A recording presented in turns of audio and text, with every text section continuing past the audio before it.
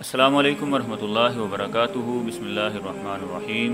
قال اللہ تعالیٰ فی القرآن المجید والفجر ولیال عشر۔ اللہ تعالیٰ کا فرمان ہے کہ مجھے قسم ہے فجر کی اور 10 راتوں کی۔ مفسرین فرماتے ہیں کہ ان 10 راتوں سے مراد ذی الحجہ کی پہلی 10 راتیں یعنی پہلے 10 دن ہیں، جن کے متعلق نبی کریم صلی اللہ علیہ وسلم نے فرمایا کہ کوئی دن ایسا نہیں کہ جن میں نیک اعمال اللہ تعالیٰ کو ان 10 دنوں سے زیادہ محبوب ہیں۔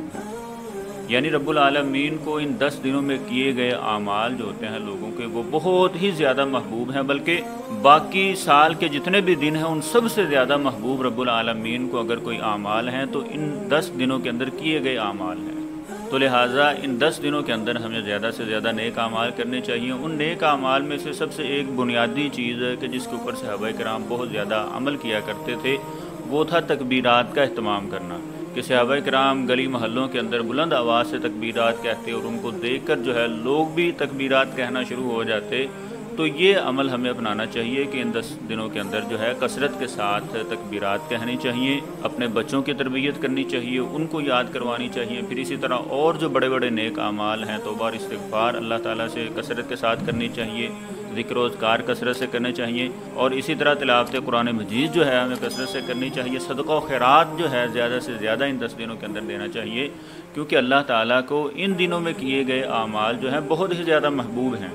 پھر اسی طرح 9 ذی الحجہ کا روزہ یعنی یوم عرفہ کا جو روزہ ہوتا ہے، اس کا ہمیں اہتمام کرنا چاہیے خصوصی طور پہ، کیونکہ نبی علیہ السلام نے فرمایا کہ عرفہ کا جو روزہ ہے، فرمایا جو بندہ رکھتا ہے اللہ تعالیٰ اس کے 1 سال کے گزشتہ اور 1 سال کے آنے والا جو ہے اس کے گناہ اللہ تعالیٰ بندے کے معاف فرما دیتے ہیں۔ یعنی 2 سالوں کے گناہ بندے کے گزشتہ اور آئندہ سال کے گناہ جو ہیں اللہ تعالیٰ بندے کے معاف فرما دیتے ہیں جو عرفہ کے دن کا روزہ رکھتا ہے۔ تو اس میں تھوڑا سا اختلاف ہے، بعض علماء جو ہیں وہ کہتے ہیں کہ سعودی عرب کے ساتھ ہمیں یوم عرفہ جو ہے اس کا روزہ رکھنا چاہیے، بعض کہتے ہیں کہ اپنی رویت کے مطابق رکھنا چاہیے۔ تو راجح موقف جو ہے وہ یہی ہے کہ ہمیں اپنی رویت کے مطابق 9 ذی الحجہ کو ہی روزہ رکھنا چاہیے۔ پھر اسی طرح تیسرا بڑا عمل وہ قربانی ہے۔ تو قربانی جو ہے یہ بھی ہمیں پہلے دن ہی کرنی چاہیے۔ ویسے تو دوسرے جو ایام عید ہیں ان میں بھی قربانی جائز ہے، لیکن جو افضل عمل ہے وہ پہلے دن کی قربانی ہے، کیونکہ یہ پہلا عید کا دن جو ہوتا ہے ان 10 دنوں کے اندر شامل ہے۔ تو جو بندہ ان 10 دنوں کے اندر عمل کرتا ہے وہ اللہ تعالیٰ کو باقی سارے دنوں سے زیادہ محبوب ہے۔ تو قربانی کا جو پہلا دن ہوتا ہے اس میں ہمیں قربانی کا خاص اہتمام کرنا چاہیے اور اپنی نیت کو خالص اللہ تعالیٰ کے لیے کرتے ہوئے قربانی کرنی چاہیے۔ اللہ تعالیٰ ہمیں زیادہ سے زیادہ نیک اعمال کرنے کی توفیق عطا فرمائے۔